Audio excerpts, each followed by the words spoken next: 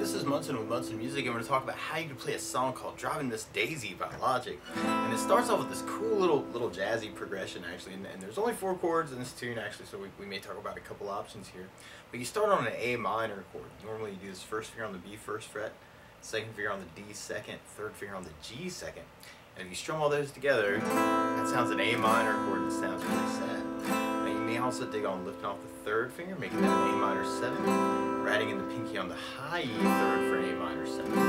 Or normally around the A minors in general, it can be kind of cool to lift the first finger, make that an A sus2. Or you can add in the pinky on the B string third for an A suspended chord and kind of say some stuff around it. Or you may even dig on an A7 sus by doing first finger on the D second, second finger on the G second, third finger on the B third, pinky on the high E third, kind of working that for your A minor.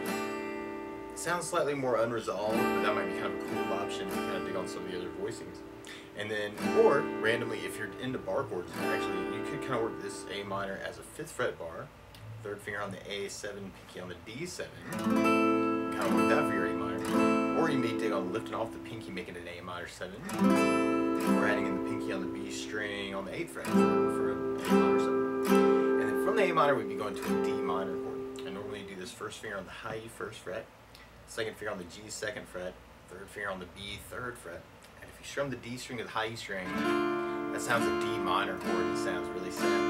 Now you may also dig on lifting off the first finger, making that a D minor or D sus2. We're adding in the pinky on the high E third for a D suspended chord, kind of saying some stuff around the D minor.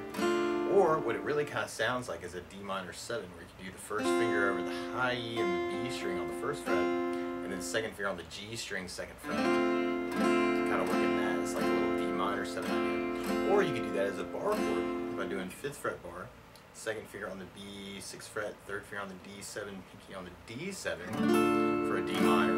Or you could lift off the pinky of that, make it a D minor 7. Or you could add in the pinky on the high E8 to that for a D minor 7. And from the D minor, we'd be going to a B7 chord. And normally you do this first finger on the D first fret, second finger on the A second fret, third finger on the G second, pinky on the high E second fret. And if you strum the A string to the high E string, that sounds like a B7 chord. It sounds really nasty. Now you may also dig on taking third finger and putting it over the G, B, and E, and making that a B9, kind of jazzing it up a little bit.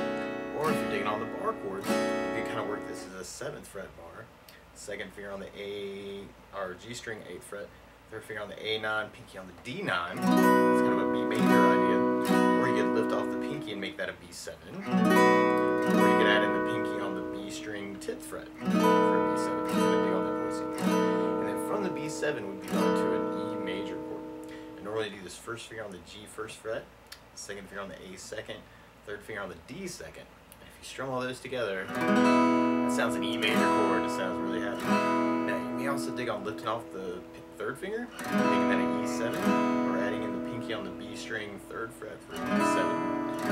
Or for myself, actually, if you want to jazz it up a little bit, you could use an E9 by doing first finger on the D 6th fret, second finger on the A on the 7th fret, third finger of the G, B, and E. It's kind of an E9. You can even get into the low E string on that. And randomly, if you're digging on that voicing, actually, this is kind of a stretch, but kind of the A minor, and then on the D minor, you may dig on a D minor 9 by doing first finger on the D 3rd fret, second finger stretches to the A 5th fret, third finger of the G, B, and E. Very similar shape to that E9, but now I'm kind of like 1 fret off with the first finger. And then the B7 into the E9 might be a really jazzy, cool way to kind of work that. So A minor, D minor, B7, E7, and randomly you could do that E9. Or if you dig on bars, you could kind of do E major as a 7th fret bar, third finger of the D, G, and B. Kind of work that for your E major, or E7 there would be 7th fret bar, and I'm kind of leaving the open E. Then third finger on the D9, pinky on the B9. If you gotta dig on that for the E7, you can use that. Dig it on that E9 there. Now there's a couple different strumming options you may want to play around with through the song though. You could kind of do kind of a 4 count on each chord, kind of A minor 2, 3, 4, D minor, B7, E, A minor 1, 2, 3, 4, D minor. So I'm kind of doing a little bit of right hand muting, kind of making a little little sneaky, taking the flat of my right hand and kind of laying it down on top of the saddle. So you may want to kind of play around with that. Or one of my favorite strum patterns for a 4/4 like this is down, down, up, up, down, up. So we took the A minor and just tried that a lot. You have down, down, up, down, down, down, up, down, down, up, down. Now the weird part is you may kind of feel it kind of just as a down, down, up on each chord, kind of taking half the strum pattern and kind of working it just that way. Down, down, E, down, down, A minor, down, down, D minor, B7, E.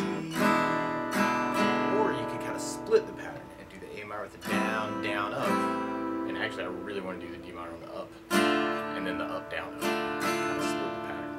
So A minor, down, down, A minor on the up, down, B7, down, down, on the up, down, A minor, down, down, on the up, down, B minor, down, down, on the up, down, up. Or for myself, what felt really good is the 16th note strum pattern. And what I mean by that is if you're tapping your foot at the beat, right now we're dividing that beat into two parts, so that are down, down, up, down, up. Kind of a 1, 2, 1, 2. That's called an 8th note. What a 16th note is where you divide that into 4 parts. 1, 2, 3, 4, 1, 2, 3, 4. And one of my favorite 16th note strum patterns is a long down, down, down, up, down, down, up, down. And what I mean by that is if you take the A minor and do it down for 4, 1, 2, 3, 4, 1, 2, 3, 4, 1, 2, 3, 4. That's what you do on the first beat. Now on the second beat, you do it down on 1, down on 3, up on 4. So you're going 1, 2, 3, 4, down, down, down, down, down. Then on the third beat, you do it up on 2, down on 3. So you're going 1, 2, 3, 4, 1, up, down, 1, up, down, 1, up, down. And then on the last beat, you go down and down right along with the 1, 2, 3, 4. Down, down, down, down, down, down. So all together, you got down, down, down, up, down, down, down, down, down, down,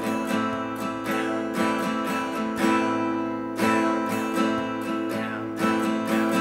Now you could just take just that half pattern idea for each of those. A minor, down, down, D minor, down, down, B7, down, down, D, A minor, D minor, B7, down, down, D, down. Or you could split the pattern and do the A minor for the down, down, down, up, and then go to the D minor for the up, down, down, up, down, up, and then B7 with a down, down, down, up, and you could go to the E for the up, down, down, up, down, up. Splitting the pattern between them. So A minor, down, D minor, down, down, down, B7, down, down, E, up, down, down, down, down, down, D minor, down, down, B7, down, down, E, up, down, down.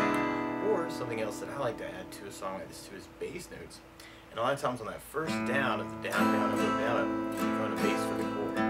So on the A, you'd have the A for the bass. Unless you're doing the 5th fret bar, then you'd have Louis for the bass. On the D minor, you'd have the D for the bass. Unless you're doing the D minor 9 or the 5th fret bar, then you'd have the A for the bass. On the B7, you'd have the A for the bass. Unless you're doing the 7th fret bar, then you'd have Louis for the bass. And on the E, you'd have the Louis for the bass.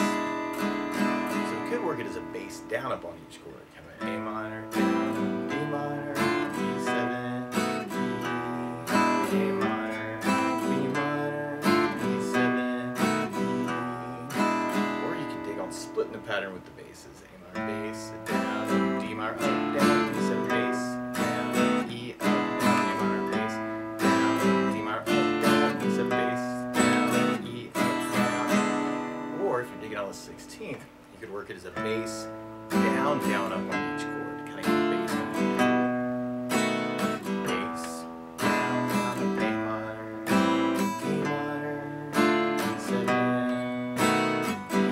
E. Or you could add basses to that whole pattern to kind of split it, and you could work it as a bass, down, down, up, down, down, up, down, or bass, bass, down, down, up, down, down, up, down, bass, bass, down, down, up, bass, down, up. So you can start with the A minor, bass, bass, down, down, up, and then go to the D minor for a up, bass, down, up, and then the B7 with a bass, down, down, up, and then the E with a up, bass, down.